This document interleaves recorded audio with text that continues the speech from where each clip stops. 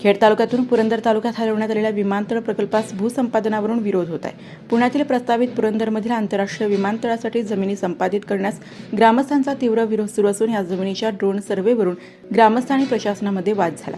पोलिसांनी ग्रामस्थांवर लाठीचार्ज झाला, त्यात अनेक ग्रामस्थ जखमी झाले। ग्रामस्थांच्या प्रतिकारात पोलीसही जखमी झाले, त्यामुळे ग्रामस्थांवर गुन्हे नोंदवण्यात आले। चाकणऐवजी पुरंदरला विमानतळ नेण्यात आले, मात्र तिथेने भूसंपादनास मोठा विरोध होत आहे।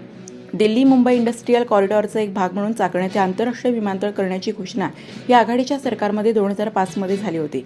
खेड तालुक्यातील 3-4 जागांची चाचपणी केली होती, यात 1-2 जागा अंतिम करण्याचे ठरले, परंतु शेतकऱ्यांचा तीव्र विरोध, खेड तालुक्यातील जागा भौगोलिकदृष्ट्या विमानतळासाठी योग्य नाही असा अहवाल देण्यात आला होता, त्यामुळे सरकारकडून चाकण विमानतळाचा प्रस्ताव रद्द झाला होता।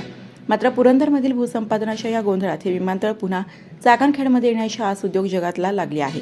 कारण मागील काही काळात या भागातील रस्ते, पुणे नाशिक महामार्ग, रेल्वे मार्ग असे सगळे प्रकल्प रेंगाळलेले असल्याने किमान उद्योग जगातला संजीवनी ठरणारा विमानतळ प्रकल्प तरी पदरात पडेल अशी भाबडी आशा उद्योग जगातला लागून राहिली आहे।